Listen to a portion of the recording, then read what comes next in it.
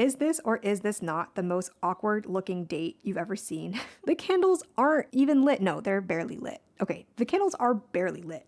Why are they sitting so close? And why are they making such intense eye contact? Hi, welcome back. Sarah here. Today, I want to babble about my favorite cards of the Somnia Tarot.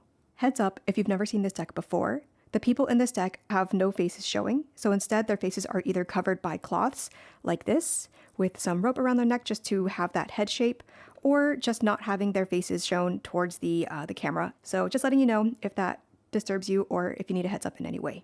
The Somnia Tarot is an independently published deck created by this photographer, Nicholas Bruno. Most photography decks aren't my forte or my taste, but this one just really speaks to me in a way that I haven't really felt from other photography decks. Maybe it is the fact that there are no faces in this deck. It has a much more like spacious or open-ended feel in that way. I have the first edition of this deck here. I know that there are other editions that are either in print already or that will be in print, such as there's an illustrated version compared to this photographic deck.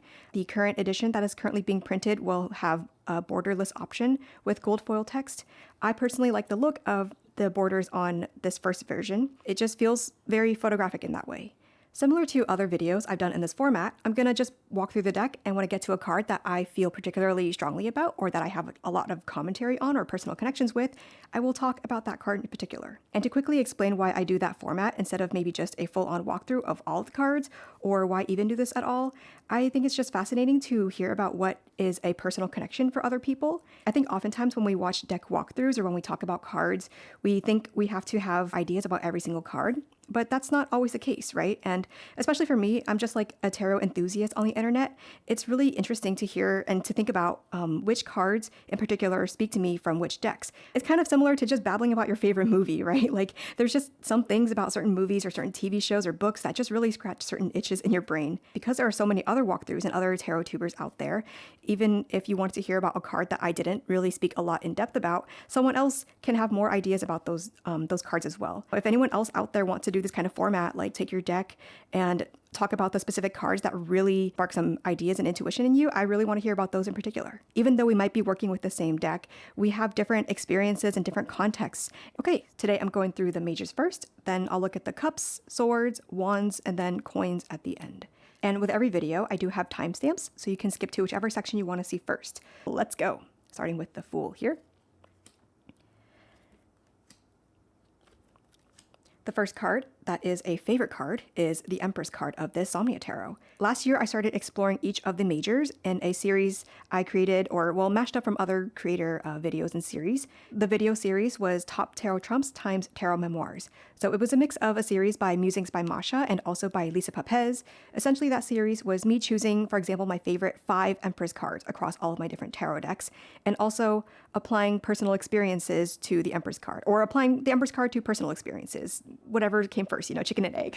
And that Top Tarot Trump series was really cool to see across all of TarotTube as well. I remember Laura of Aquamarine 18 mentioned something that I had also been feeling.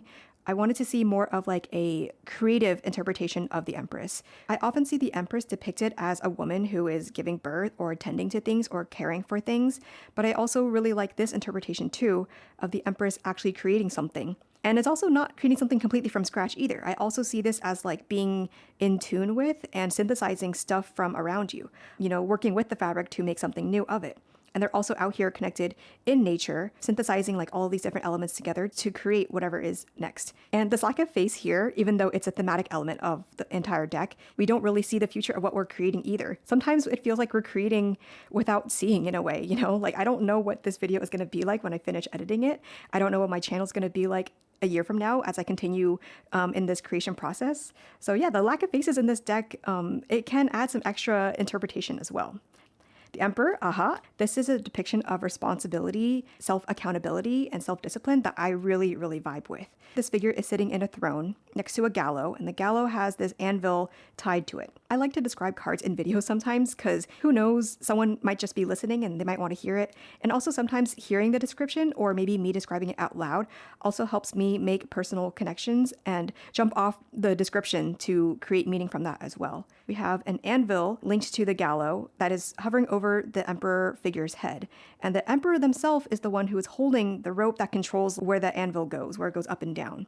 compared to if it was someone else who was holding the rope, the power to move the anvil. Like I mentioned, the energy that I'm feeling from this photo is a feeling of responsibility, a feeling of like accountability as well. But it also just feels very neutral for people who have like shadow stuff related to power and authority. Authority can be scary if we've been raised to internalize like everything as our own fault. My boss yelling at me. Oh my God, that's all like completely my fault. The way my parents hurt me or treated me when I was young. Oh my God, that's totally my fault. But as we grow older and we kind of reshape our relationship to authority and influences around us, we realize that like we also have to just be our own authority. I developed that sense of security and authority in myself. Sometimes that can still cause trouble in our relationships. And sometimes we feel like, okay, well, I'm in my villain era now. I'm gonna like have so much confidence and I'm not gonna worry about what anyone says anymore because, I'm done people pleasing. I'm done like shrinking and stuff. When I see this, I am still reminded that my actions still have effect on other people. Even as we are healing from trauma and working through past baggage and trying to show up more authentically, we still have a responsibility to be kind to each other. Sometimes the difficult choice means it's the right choice to make. Sometimes it's an easy choice, for example, to run away when we fear we have done something wrong or said something wrong to a friend. It takes great self-discipline and accountability to come back to that thing, knowing that it's hard and still choosing to show up and do the work anyway. We're holding ourselves accountable, not because other people expect it from us, but because we want to align with our goals. Hierophant. The Lovers. The latter has shown up a few times in this deck. I see it as a symbol of like moving on to something better, just to a new chapter as well that we can't really foresee. What's also interesting is that their hands, rather than holding each other's hands, they look like they're bound together as well. So that gives an extra idea about choice. Like the situations that we're in or the paths that we're on, maybe we didn't choose them or we didn't choose all elements of them, but we're also kind of making the best of what we got right now. We have someone who's holding an apple here, could be like a pomegranate as well, a fruit that can represent like giving or sharing or nurturing. And then the other person is holding scissors, having the option to sever these ties. Or sever, I don't know, whatever else scissors can cut. The fruit tree, again, fruits could mean like giving and nourishing and stuff, whereas there is this fire tree on the other side. So fire can mean cleansing, it can mean burning away. And I like that this is not like an overly romantic depiction of the lovers. It just feels very neutral. I think I'm on the aromantic/asexual spectrum. I just don't feel like swept away by love that often. I just feel very pragmatic and very logical a lot of the time. And so even in my like current relationship / like, life partnership, there's just still a lot of pragmatism to that. So seeing lovers cards in decks that are not focusing on like just hugging and kissing, but on different symbols like this, I really vibe with that. Chariot. And the next card here is the Strength card. Oh my God, dude, I love this card so much. It is such a clear depiction to me. Okay, first of all, it's reminding me of the Emperor already again, like the choices that we make in the face of hardship. And again, the choices are not made because other people expect them from us. The choices are because we choose to do this. We want to hold ourselves to our own values, to our own integrity. So I think this is a great depiction of what it feels like to be wrestling with your own shadows, your own trauma, whatever keeps you from showing up compassionately and kindly in the world. This bear trap here, looking so spiky and scary as it is, coupled with this person who is holding up the bear trap, it looks like not an easy task either. It looks like it takes much effort to keep this bear trap open. It really does take strength to notice that these defenses are coming up. And then after we practice noticing them and acknowledging that they're there, then we can start putting in effort and training ourselves to peel back these defense mechanisms. When we notice ourselves wanting to draw away or wanting to lash out or wanting to become jaded, is there another way that we can handle this? Is there another way that we can move forward that will help us get closer to what we want instead of continuing to keep us isolated and stuff? All right, the Hermit, Wheel of Fortune.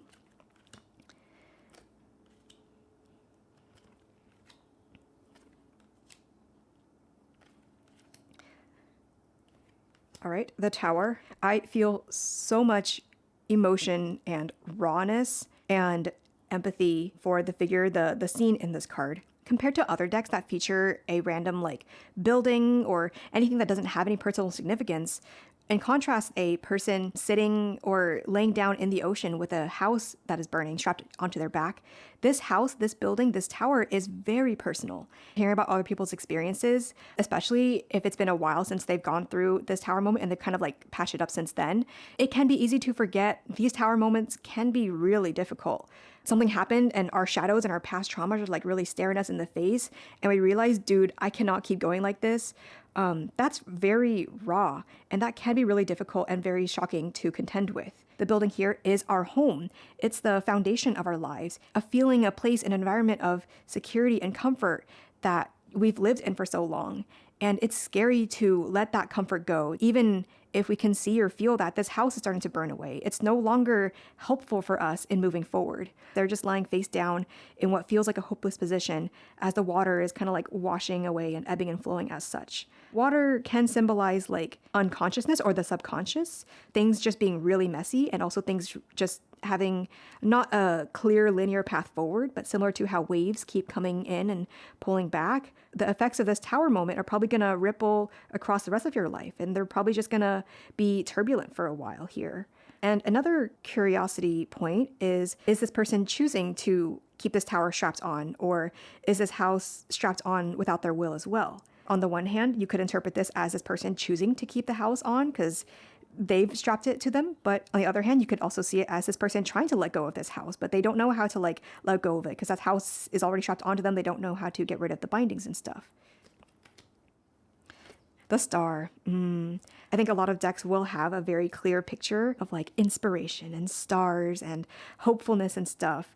But the energy here just feels much more subdued and much more contemplative. Instead of seeing like big, giant inspirational stars in the night sky, there is a figure on top of a hill. There's a path leading up there.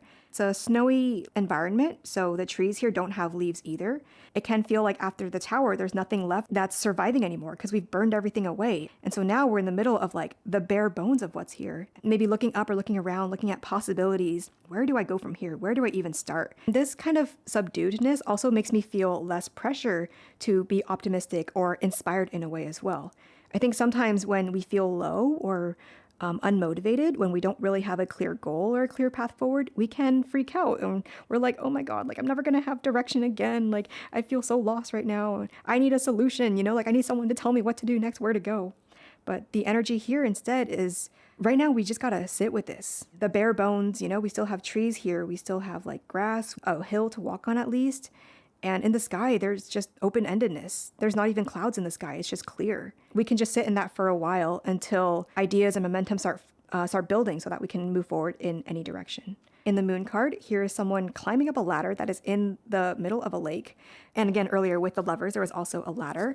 The ladder can represent ascension, it can represent climbing, aspirations. But it's interesting that the ladder here doesn't actually connect to the moon. Right now, there are ideas, there are like aspirations. We're like trying things that we don't know are going to work out. We don't know if this ladder is going to reach the moon. Or maybe we know that this ladder is not going to reach the moon, but we're going to try it anyway because we're just throwing things at the wall and seeing what sticks. We're just trying different approaches and seeing what comes of it, even if we can't see the long-termness of it. The water here, water can represent like subconscious, right? It can also mean we're like climbing out of the subconscious a little bit as well. Like maybe we've kind of spent some time like sitting in the messiness that is our human consciousness, our human psyche sometimes. There is a point when we're kind of ready to move forward in a way because we've spent enough time sitting and processing and just all the human psyche and all that stuff. The sun, the horses in this deck are actually glass horses instead of using real horses. The Judgment card, again, we got ladders similar to the moon here and the Lovers card here, right? And this energy in this card, again, it just feels very subdued. Like usually we have an angel who is like blasting their trumpet at you. It's a very abrupt like call to action. But here it's more like a guide. And it also reminds me of like the Emperor, where it just feels like ultimately the choice is up to you. The Judgment figure here is not taking your hand and actually doing anything. It's not actually blasting you awake. The guide is just here. It's not here to tell you to do anything. It's just telling you that this is an option that you can take. And the World. All right, finally, we're on to the minors. We got the Ace of Cups here. Ace of Cups as a cup or a bucket coming out of a well is such a cool imagery. It feels like refreshment in a way. It feels like, oh my God, I didn't even know these feelings inside me existed. And now I'm uncovering them from the depths of my psyche. I've been really getting into watercoloring. In another recent video, I was just talking about that on camera and just watercoloring my journal and sharing that with y'all. Getting into that watercolor activity felt like an Ace of Cups journey in a sense, an Ace of Cups moment. See all this new water, new excitement come up out of the depths of your soul that you didn't know existed. In the other sense, this can also be read as like a supposed like negative card. New feelings in general, whether positive or negative, that you may or may not know how to deal with. Maybe there's something inside of you that you can kind of bring into the light, that you can bring up from the bottom here, that well of deep feeling. We humans are feeling creatures, as much as some of us might want to suppress it or be scared of those feelings. 2 of Cups, 3 of Cups. I have gotten this card in a couple of like past life readings for other people I did once. What came to mind at first was like, this just feels like brunch ladies. Can you imagine going to brunch and like you just see these people dressed like this? I don't know what they're doing with their cups, but I imagine they're just gonna go to brunch and have a great time. 4 of Cups, 5 of Cups. Interesting comment about the bindings here. Similar to the Lover's card and the Tower card, I pointed out in both of these cards how the bindings might not be voluntary. Similar thing with the 5 of Cups here as well. So this umbrella is strapped to this person's back. They're holding their hands behind this back. And it's unclear in this card whether this person has put on their umbrella themselves or if someone else or circumstances just put that umbrella on them. For example, like making space and providing the supports in advance for you to grieve or feel your feelings. I don't see the cards as strictly positive or negative. I always like to see cards as just acknowledgements of the situation. So many of us, including myself, have grown up to think that feelings are good or bad. Having learned more processing skills, noticing these feelings and thoughts in myself, I can see that the feelings are just here to tell us something. It's okay to just have a really good cry or a sulk session if you haven't really had the proper outlet for that in a while. Those kinds of things are necessary to help us regulate and collect ourselves again so that we can move forward in a more grounded and healthy manner. All right, the 6 of Cups. I love that this 6 of Cups feels similar to like 6 of Pentacles. In many Rider-Waite-Smith decks, 6 of Cups is typically depicted as like caring for your inner child, which is such a narrow interpretation in my opinion. I like to expand the 6 idea of unison and the cups idea of feeling and connection to mean just solidarity, where the 6 of Pentacles or the 6 of Coins represents like sharing resources, sharing energy, things, materials. The 6 of Cups can also mean sharing our feelings, sharing connection, making efforts to have compassion and empathy for others or for yourself if you want to see these two figures as like parts of yourself as well. That can also be as important as sharing tangible resources and funds as well. An interesting callback to the Ace of Cups here. The Ace of Cups represented by the bucket coming out of the well. And then here we have the bucket and a well in the background here. But here in the background, it's not as like overflowing and chaotic and fresh as it was in the Ace of Cups. So maybe at this point too, we've like kind of collected ourselves a bit, integrated the new feeling, the aceness of the cup into our life. And now we're ready to share that kind of water with others as well. This also reminds me of a new concept I've been simmering on.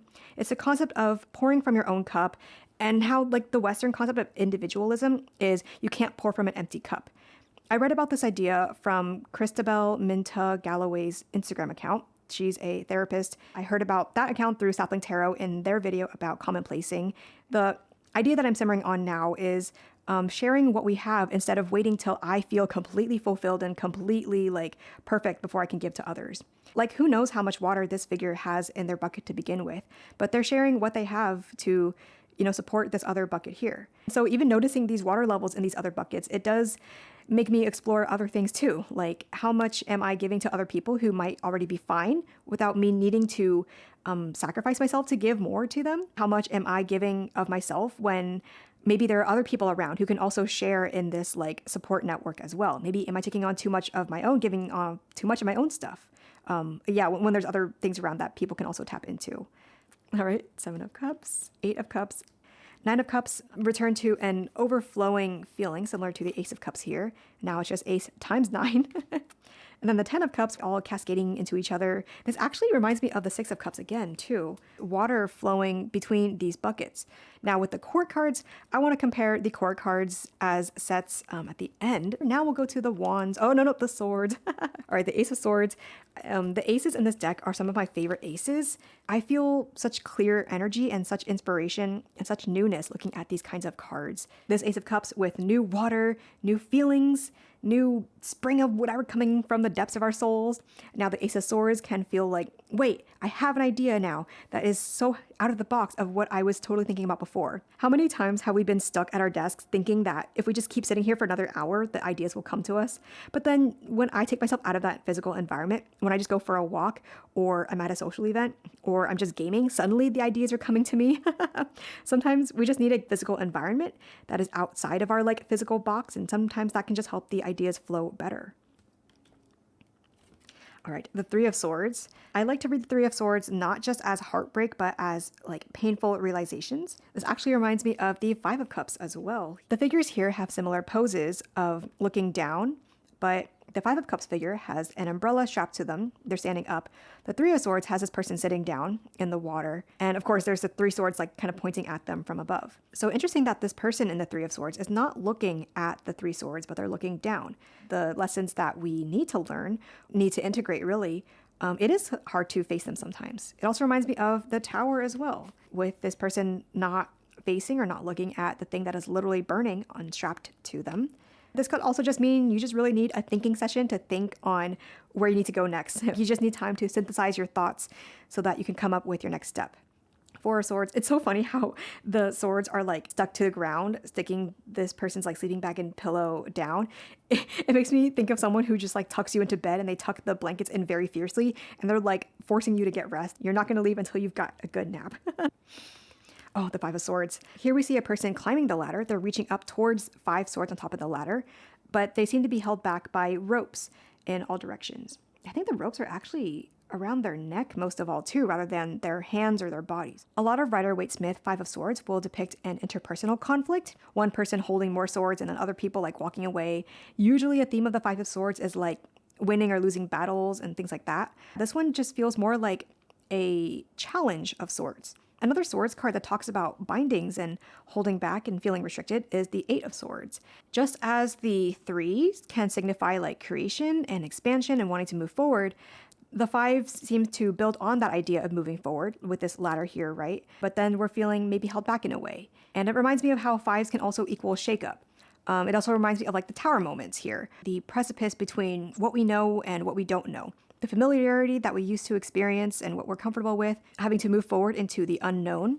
The Five of Swords feels like that kind of shakeup and that kind of choice or challenge as well. We got the Four of Swords with some rest, but now we're coming up to some shakeups. How do we acknowledge and also work through these bindings so that we get through our goal? Conversely, you could read this as maybe going for something that is not helpful for you. Like maybe these bindings are here to try to hold you back in a way because they know that this kind of action or this something, whatever it is not helpful for you either. You know, in the same way that your friend or your partner lovingly tells you like, hey man, I've been worried about like, let's say your gaming habits. I noticed you've been going to bed really late. And then the next day you complain about like not having enough sleep, or you complain that you don't have enough energy to do the other things that you want to or you need to do. We got to question if this like gaming habit is like healthy for you or not. Are these bindings from other people? Are these bindings from yourself because you believe that you should or shouldn't, you know, for whatever reason? Like there's just interesting things to think about here when I look at this card more neutrally instead of making judgments about like what should or shouldn't be happening here. Okay, Six of Swords. Seven of Swords. I got some thoughts to say about this one as well. I read the seven more as discernment or assessment. The Seven of Coins might represent discernment or assessment of how things are going with your projects, with your work. The Seven of Swords can represent discernment or assessment of the thoughts. Are these thoughts, these endeavors, these conversations helpful for you to continue carrying with you?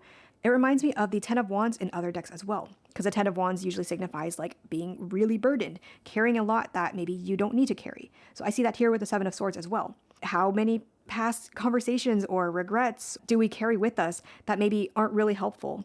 Maybe we pack these things with us because we think we're going to need them. We pack these defense mechanisms, but when we get to our destination, are we actually going to need them? Are you overpacking for a trip or like not packing the right things for your next trip? It can also represent like maybe internalizing too much that isn't yours either. The typical Seven of Swords, which is like someone running away from a circus holding like a bunch of swords and they left some on the ground. Like, how many of these swords are actually other people's, but you're like internalizing them and taking them on as your own as well, to the point that it is detrimental to you. It's not helping you move forward. You don't have the support, you don't have the tools or a place to like really deal with these things or put them down. You know, maybe that is a favorite card now. 8 of Swords, 9, the 10 of Swords. Interesting callback to the Ace of Swords, where we have someone who is emerging from a box. And then the 10 of Swords is someone who kind of feels stuck in that box as well. Again, similar to like the Tower moment too. We just can't stay in this box anymore. It's already been like thoroughly analyzed and stuff. Similar to how we can't hold on to this tower anymore. There's just nowhere to go but release these things so that we can move forward as well. I see the fabric that the Empress was working on as well. It's like a dark maroon-ish color.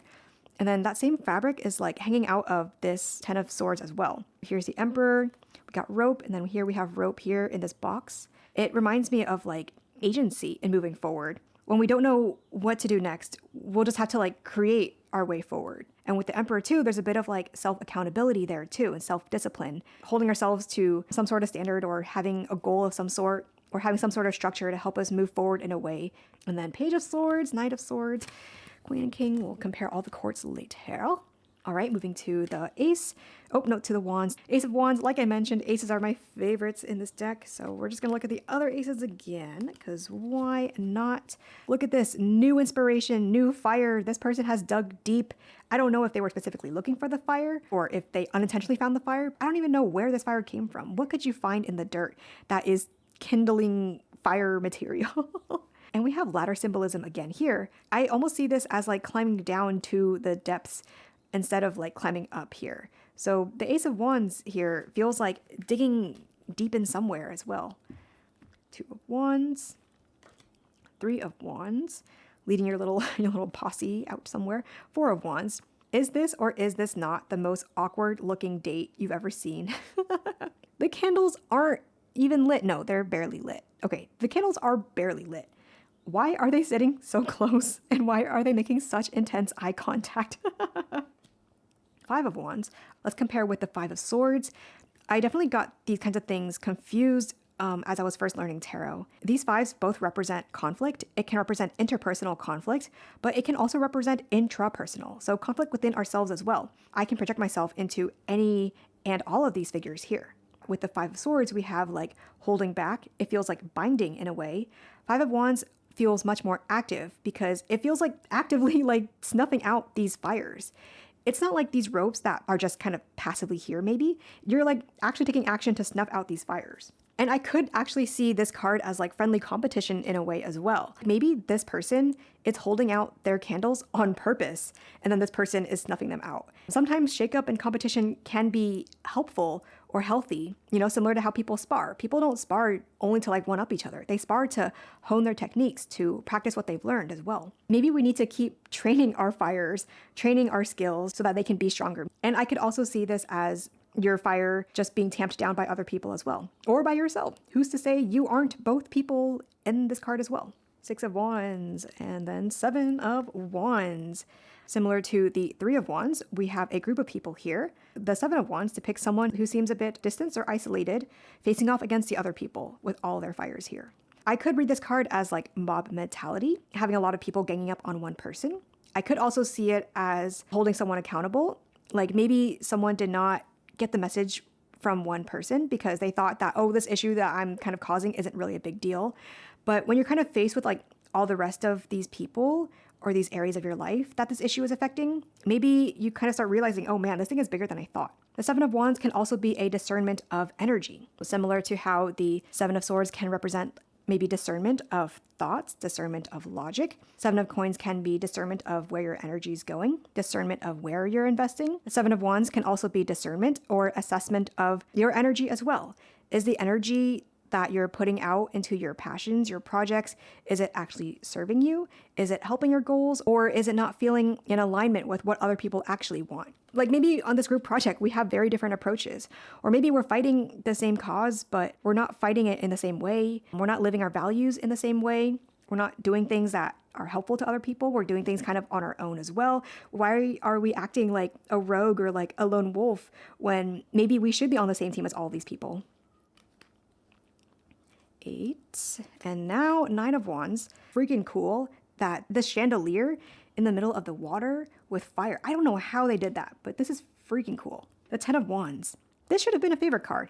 Interesting contrast between the gallows in this 10 of Wands with this person sitting down, not looking at the chandelier, not having their hand on the rope in any way, versus the Emperor here. The Emperor is holding onto the pulley that controls like how up and down the anvil can go. Again, I just like that this feels like a check-in of the energy of the situation.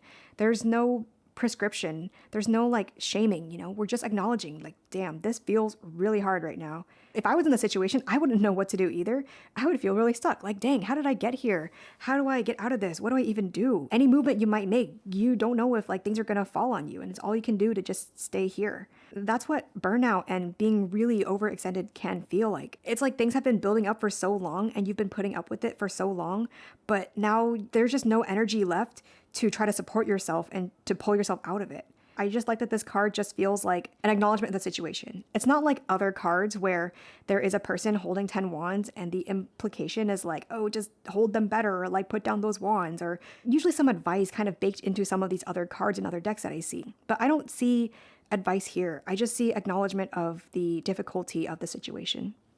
All right, the courts will be later. And now the last suit, yes, the ace, oh my god, I keep saying the ace, the coin suit. There are so many other coins in the environment of this Ace of Coins card, but for some reason, this person, this figure, is holding on to this coin in particular. It makes me think of making an intentional investment, like you're not just picking up any random coin and just kind of starting something with that. You're finding something that really means something to you or that stands out from the rest. Oh, and the fog coming out from this reminds me of clouds. Clouds can signify like confusion.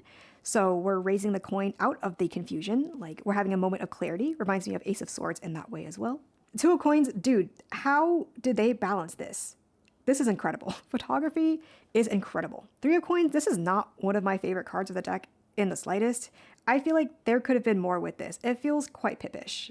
4 of Coins, and then 5, let's see, when's the next favorite card? 6. Kind of wish there was a bit more deviation from the traditional Rider-Waite-Smith in this 6 of Coins as well. 7 of Coins, 8. This has one of like the most detailed scenery I think I've seen in like all these other cards. A lot of these other cards have like very open backgrounds, but there's like a full-on building and stuff in this card. 9 of Coins and 10 of Coins. All right, now we're gonna do the court cards and then close out to this video. Okay, looking at the court cards, we got the cups, swords, wands, and coins. One of my favorite things about this deck is the variety and composition. It's not like all pages are like front and center of the deck. This Page of Swords in comparison is far off. Like we have cards featuring people, we have cards featuring only hands, no people. Sometimes we have cards with like very busy and filled up backgrounds. Other times we have cards with very empty backgrounds. So the variety and composition is visually fascinating to me, and it just makes this deck more interesting to work with. The Page of Coins here really reminds me of the Ace of Coins, finding a particular coin or something to invest in, a seed to water that really stands out to you. And the Page of Swords here really reminds me of the Star card as well, the serene, subdued feeling. This Page of Swords also feels like depersonalizing in a way. Like, it's not important that I am in the front and center of this photo looking impressive. I'm just out here trying to do my studies. I'm doing my own thing. Page of Wands definitely feels a little bit ostentatious in this way, not in a bad way. Sometimes we just have that inspiration to get really into something and we make a bit of a spectacle about it. This Page of Cups has the scuba diving helmet too. I don't think any of the other cards in the deck have a scuba diving helmet. We have the Knights here, again with glass horses instead of real live horses. Interesting that out of all these knights, the Knight of Wands is the only one in darkness. We have the Queens here. The Queen of Cups is watering some plants in front of them. The Queen of Swords is holding out a like severed piece of fabric. The Queen of Wands is sitting inside. It looks dark. There's a crap ton of candles lit around them. That seems very dangerous. And the Queen of Coins is holding a coin. Then the Kings, we have the King of Cups with water like trickling down on their head. The King of Swords being surrounded by bags of sand and also just mounds of sand. King of Wands, similar situation with the Queen of Wands, like both sitting in the middle of a lot of fire.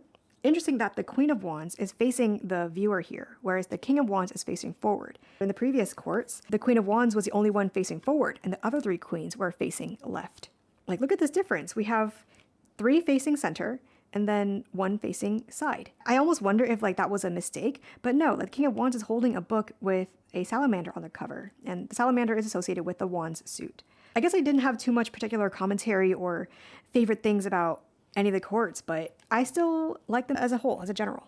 All right, so that was a look at some of my favorite cards of the Somnia Tarot with lots of babbling in between.